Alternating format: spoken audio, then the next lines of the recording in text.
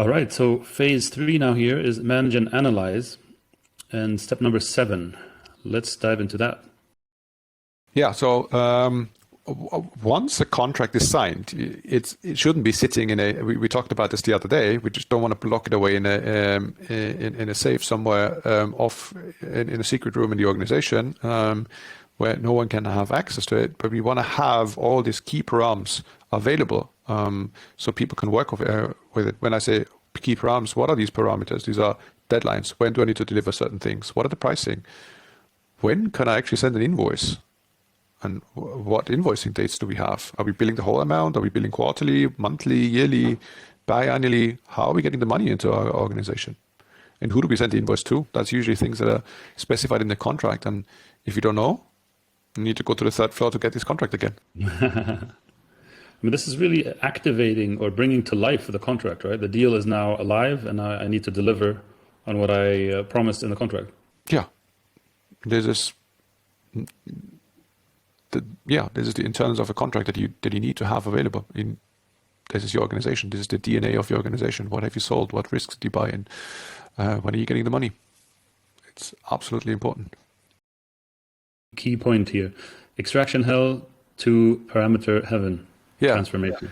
The extraction hell is literally that. Reading through 200 pages of contract just to get 5 params out of this contract. That's really extraction hell. 2 hours spent reading the contract and being disturbed, I don't know, by 15 phone calls in the middle and starting from the beginning of the chapter again, and still not finding what you're looking for because it's the wrong contract. Back to the third floor. Looking through the heap of paper there. So this is a lot easier. You just type in a contract name, counterparty, whatever you're looking for, look for the parameters that you've agreed. It's all there on your fingertips. Usually we present some sort of contract summary on top of the summary. So you don't need to go through this, reading through hundreds of pages of contract. It's just all there on top of the contract.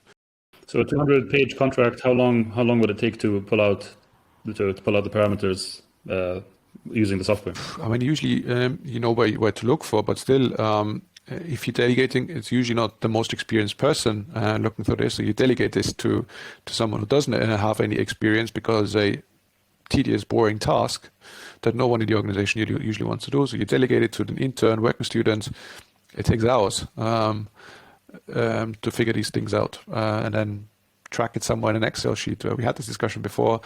Then no one updates this Excel sheets for months because that intern has left, moved on to a different position in the organization. No one is looking after this anymore. It's just stale data.